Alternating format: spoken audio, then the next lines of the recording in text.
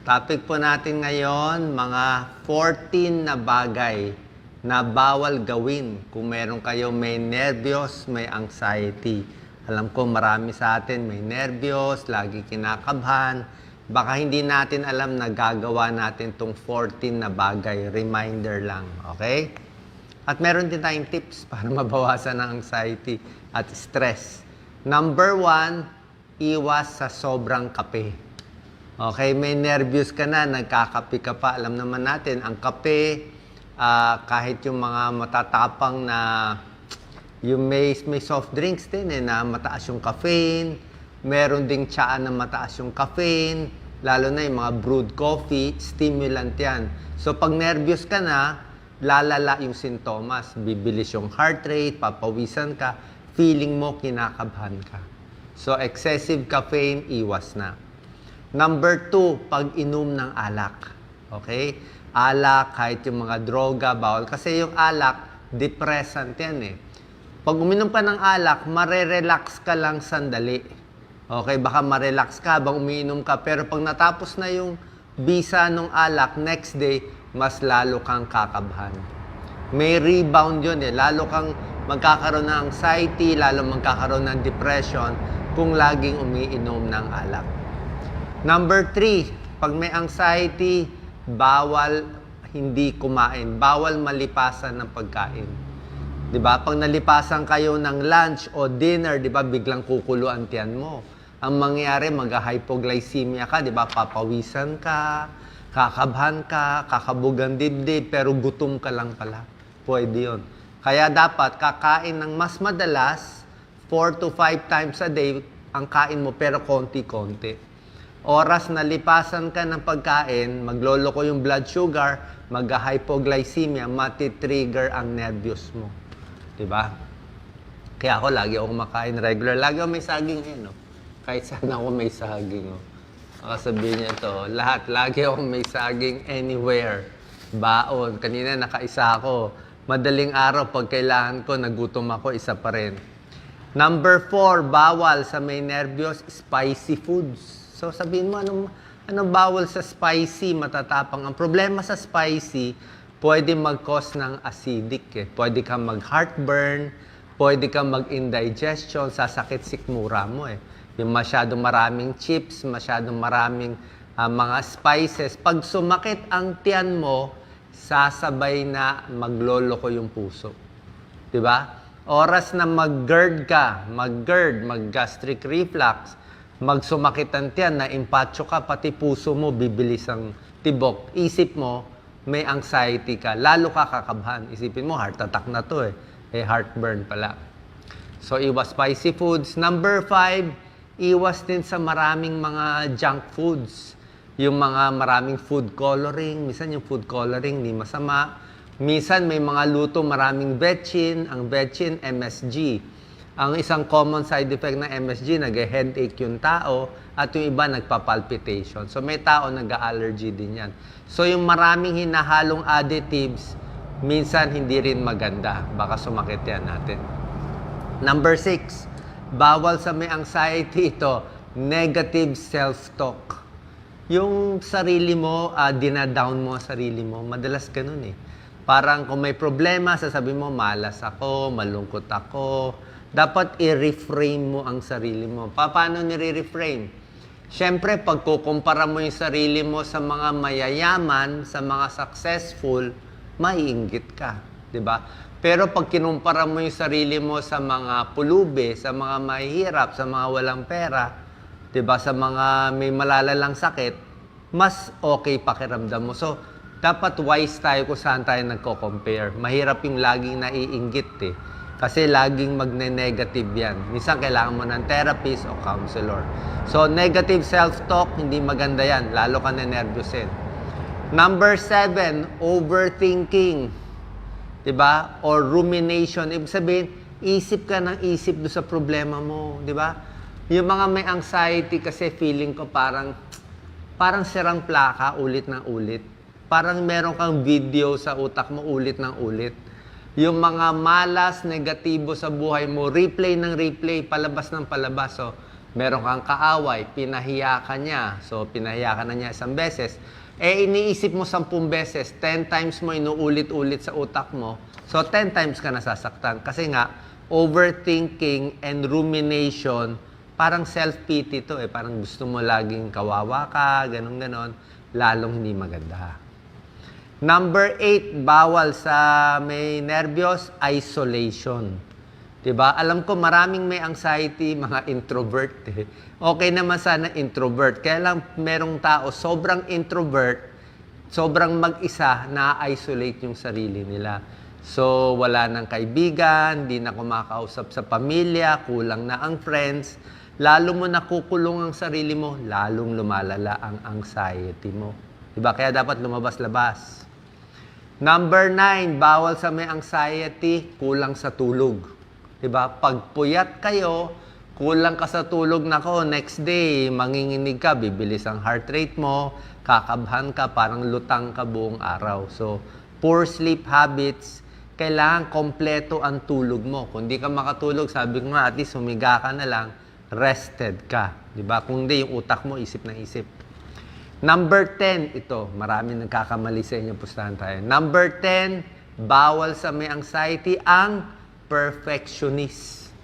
Ibig sabihin, kung ang goal mo ay kumita ng, let's say, 1,000,000 sa loob ng 2 taon, ay bawasan mo na yung goal mo. O ang goal mo, magkaroon ng 100 sa exam, bawasan mo na yung goal mo. O kung gusto mo mag-work ng makakatapos ka ng 5 projects sa isang araw, hayaan mo na isang project na. O, kasi nga, perfectionist, obsessive-compulsive ka, lalo ka na nervyusin. Kasi hindi mo kaya Ma-overload ka, ma-overwhelm ka, magpapanik ka, mamaya babagsak ka na lang. Diba? Bakit? Ba't ibang tao kaya? Wala silang panic wala silang nervyos, kaya nila Pero tayo, yung mga may nervyos, dapat dun lang. Focus lang sa isang bagay. Hayaan mo na kulang ang pera, hayaan mo na wala masyadong maraming gamit, at least mas relax ka. Easy lang, di ba? Huwag mo na habulin yung kung anong goal. Number 11, ito.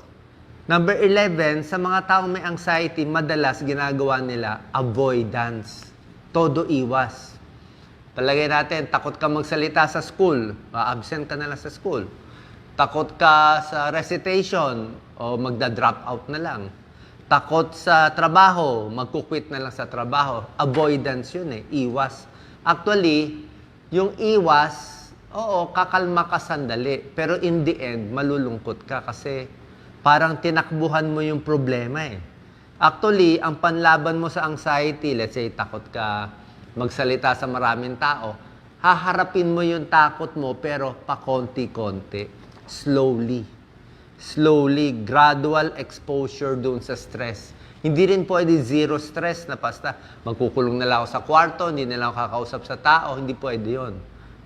Dapat pipilitin mo pa rin lumabas, pipilitin mo pa rin kumausap, kahit mahirap sa school, pipilitin mo pa rin pumasok kasi pag umiwas ka, mawawalan ka ng confidence, may inferiority complex, mawawalan ka ng silbi sa buhay, di ba? Hindi ka pwede mag-quit Number 12, ito, bawal sa may nervyos. Gawain nyo to, mag-comment kayo. Nood ng violence, nood ng horror, patayan, di ba? Lalo na sa social media, graphic violence, madugo, patayan, mga thriller, hindi maganda. May nervyos ka na nga, manonood ka pa ng ganyan Manood ka na lang ng drama o romance, di ba? Number 13, bawal sa may nervyos, news overload. Kakatingin ng balita. Check ng Twitter, ano trending, nako, sino kaaway, sino nagpapatayan, hayaan mo na sila. O tingin saan yung may gera, ilan yung namatay dito, wag na. Okay, kailangan bawas sa news. Okay, kung hindi mo naman problema yan, focus ka na lang sa buhay mo, di ba? Mahirap na nga yung buhay mo mag-isa, iisipin mo pa yung marami ibang tao. Number 14, sa mga may nervyos, may anxiety, bawal makisali sa mga away-away sa social media. Ang daming away dyan, di ba? Maraming nagbabanggaan sa social media, nagdedebate, nagha-harassment, nagsa-cyberbullying, naninira, nag-i-scam, huwag ka na makisali doon. May stress ka lang doon, di ba? May nervous ka na nga eh. Hayaan mo na sila mag-away, doon ka na lang, kalma ka na lang, iwas ka na lang. Okay? Kasi itong mga bagay na to hindi mo alam, nakakadagdag sa stress mo yan. So yan ang 14 na bawal gawin. Ano naman yung 10 bagay na kailangan mong gawin? Okay? Iba dito, baka hindi mo pa alam eh. Number 1 na dapat gawin naman, tulad ng sinabi ko, gradual exposure. Hindi ka pwede magtago sa problema, talagang haharapin mo. Masakit, pero kailangan mo harapin eh. Kung ano man yan, sa school, sa tao, sa partner mo, kailangan harapin mo eh. Kailangan may accomplishment ka rin eh. Kailangan may konti kang stress. Kasi pag wala kang stress, parang feeling mo wala kang silbi sa buhay, hindi ka rin happy. Number 2, ito maganda to, simple lang, magpa-araw konti. Sunlight. 15 minutes lang ng araw, morning sun, pinakamaganda. Mga alas 7 ng umaga. Kung late ka magising, di, mga alas 5 ng hapon. 15 minutes nagpapa-araw, may tulong yan sa depression. May tulong yan sa anxiety. Okay? 15 minutes lang, wag sobra tagal. Pag tanghaling tapat, baka mag-skin cancer tayo, kaya kailangan mo na sunblock. Konting araw, good for the mood. Number 3, tulad na sinabi ko, bawas sa trabaho, tipid lang, bawas sa goals. Diba? Parang, nagpapanik ka na eh, so bawas na. Hindi mo na kailangang habulin na, let's say, hindi mo kaya tapusin in 1 year. O, delay na natin kung yun lang ang kaya eh. Gusto mo malaking sweldo, pero hindi mo kaya yung sobrang stress, eh, tipid na lang tayo. Diba? Kain na lang sa bahay, tipid na lang. Kasi kaysa ma-stress ka pa, dami mo ang kinikita, sobra ka naman stress. So, hindi rin maganda. Mamaya, ma-burnout ka. Delikado ang burnout, diba? Number 4, tulad na sinabi ko, para hindi ma-stress, huwag mainggit sa iba. Kasi pag kinompare mo yung sarili mo, habol ka ng habol, ini-stress mo sarili mo. Ikaw rin nagsasakit sa sarili mo. Number 5, sa mga pagkain, di ba, sinabi ko, saging, pamparelax, may tryptophan to. Di ba, pamparelax ang saging, chamomile tea, pwede yan. Sabaw, pwede. Yung mga pagkain, pamparelax, mga prutas, magaganda yan. Number 6, makinig ka ng music. Yung nagpa-panic attack, malaking tulong ang music, ha. Ako, mas gusto ko yung mga luma, eh. Yung mga 80s o 90s. Basta mas lumang kanta, o lumang mga bagay na iniisip mo, mas relaxing. Kasi nandun ka na sa luma na, tapos na eh, wala ka na ikaka-stress. Music, pamparelax. Number 7, kumausap sa mga mababait na tao, pamilya mo, yung pa rin talaga magbibigay sa'yo ng support. Number 7. Or may pets ka, pwede rin. Number 8, pwede mag-exercise, tumingin sa mga paligid, sa dagat, sa mga puno, magtanim ng halaman, tumingin ka lang mga puno-puno dyan, relaxing, nature, exercise, iwas sa stress. Number 9, siyempre kailangan magdasal, mag-meditate, positive thinking, diba? And number 10, huwag kang gumawa ng illegal.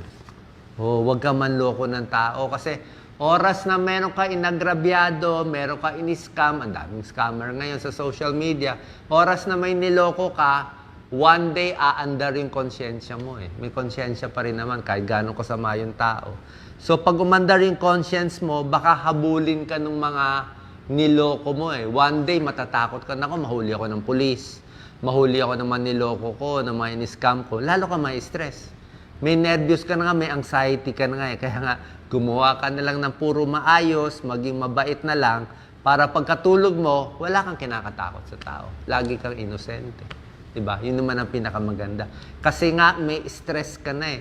Tsaka isa pa, sa mga may anxiety, may nervousness, tama ba ako? Sabihin nyo to ha. Hindi nyo kaya magsinungaling. Diba? Yung mga may panic attack, yung mga may nervyos, yung talagang anxiety attack, usually sasabihin na nila lahat ng tunay. Feeling nila, magpapaalam na sila sa mundo. So, mahirap magsinungaling kung may anxiety ka na. So, the point is, magsasabi ka ng totoo, gumawa ka nalang mabuti, huwag ka nalang manira sa iba, para at least hindi ka guilty. Kahit anong mangyari, ang kalaban mo lang yung nervyos mo at hindi mo nakalaban yung ibang tao. Sana po nakatulong itong video para sa maraming may stress ngayon, may nervous at may anxiety at pag hindi ito naagapan, syempre, pwede umabot sa depression. Ingat po. God bless. Share po natin.